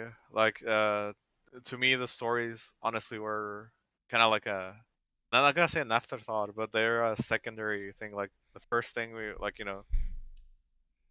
I care most about is you know growing this relationship as friends, as business partners, and all this stuff. And second to all is like like are we being successful in those? Like, I guess like that Hans said it better. Like it's more important that we grow better as persons, Yeah, and the stories are like they're gonna come along with that in a way, and it's totally. good that we pulled this off, and like Yeah, we just keep going. Like it didn't break us apart, I guess, in a way. totally. I know it's to put it, because like Han says, like with money involved, I mean, with authorship involved and views and favorites and that kind of like I don't know. I mean, obviously, we're not saying we're like super famous or whatever, but like we do have some reputation now, Yeah. and like so Now. like You already did. no, I know, maybe not the right word. What I'm trying to say is that like yeah, at some point it could have devolved into this Right. battle of egos or whatever, kind of thing. But no, we're just happy to keep writing and being friends. Yeah. It Yeah. sounds like you guys fully appreciate what you have, and that's something that so many people don't, and that's why like creative differences get in the way, and money and egos get in the way, because the relationship and the bond isn't there. The people aren't on the same level, but you guys absolutely are, and I think it helps to some degree that it revolves around something so intimate and personal to each of us. So with Yeah. that out of the way, you can kind of be like, all right, we already know this really deep thing about each other. What else can we really surprise each other with? So yeah, Yeah. Xiao's always surprising me. It's the best. I love that. It's wonderful to hear about the inner workings of such a productive and wholesome working relationship. Yeah. So Hopefully we're not like the Beatles in like a couple years. We have like terrible falling out and to write novels just about that. So I I doubt mean, that would ever I think in happen. some ways you'd do well to want to to be like the Beatles because they're considered the best of all time. So Uh, I'd rather have my friends, you know. yeah, yeah. I mean, I guess I'm not much of a fame person, so yeah, I guess yeah. Okay, very nice. So as we always do, I'm curious to see where you both would place Aurora Protocol in my subgenre list of realism. Yeah. What So, world does it fit in, I yeah. wonder? Would you like me to explain them? yeah, I know Yeah, which one you're talking about, but I don't remember the Okay, yeah. specific For levels so of I guess world. go for through the it. Yeah, I folks remember. back home, Yes. I'll lay it out first. So, when discussing realism in stories, I have a question that I like to pose. Out of the four subgenres of realism I'm about to describe, which do you believe the Aurora Protocol falls under? And this is a question for all the listeners as well. So we have realistic Earth, where Earth is normal as we live it every day. Alternate Earth, where Earth has changed to some degree, mainly focusing on wedgies. Idealistic Earth, where Earth is changed to fit the desires of the wedgie community or some aspect of it, depending on the writer. Or fantastical Earth, where Earth is changed to be unrecognizable, like Lord of the Rings and Dungeons and Dragons. And they can shift between them. They can be something completely different. It's entirely up to you. Right. Yeah. I don't know, Shadow. I'm curious what you think. Maybe alternative, because it feels pretty real to life. You know, and we tried to make it realistic, except obviously more futuristic. If that Yeah. makes sense. Uh-huh. Alternative, what's the second level? Sorry, just Yeah, it's where Earth is changed to some degree, mainly focusing on right. wedgies. Yeah, I was thinking somewhere between that, like the alternative Earth second level and the third level was idealistic, was it? Yeah. Yeah, The yeah, yeah. the one up after that, which it was where like changed to some degree to like fit the wedgie community. In this case, more specifically, everything related to Aurora could have been like you could interpret that True. as a fantasy that like what a Yeah, it's coincidence true. this doctor has a fetish and does the whole thing. But I don't know. I could say like Yeah. it's a possibility. Well, Like she said, like it was gonna be a test run with Natalia, like part of a bigger project. And if she had seen that the chip worked, she could just erase it and make a new protocol. Well, not new protocol, a new. I mean, it was just like, oh, let's see if this works. Let's make a wedgie fetishist or whatever. Yeah. yeah, and I mean, I it could be a coincidence. It's just that that project didn't actually take off, so It's we true. The didn't get whole to see the Aurora the thing bigger is, picture right. of yeah, that it is project. pretty idealistic. The whole Aurora aspect and the fact, yeah, That she is is true. like beautifully obsessed with wedgies. You know, it'd be such a dream. Although Yeah, Yeah. somewhat nightmarish too, I guess, having that in your head if you don't want it. Yeah. But I mean, uh, I think in some ways, Natalia and Tori's relationship even it feeds into that as well, because like they don't really have any sort of hiccups. I mean, they have a little bit of stuff, but it's resolved really rapidly. So I think in Right. some ways their relationship is idealistic. I mean, I was originally just thinking it was alternate because it's a world that could very easily come to Yeah. pass, but it just isn't here yet. But in some cases, it really is. But yes, in some way, like the technology and that, like the Aurora Protocol itself, yeah, Right. that I feel like the personality that develops that becomes Aurora, I feel like that in itself is not idealistic. I feel like that could happen. Like, and Yes. if true AI develops, that a personality like that could very easily come to exist. Mm-hmm. But the science behind it, I guess, might be a little idealistic to Right. like people would Sure. actually, Yeah. yeah. So I think that's pretty fair that it switches between them. Yeah. I don't know. I guess that relationship, when you mention it, I don't know if it's actually idealistic.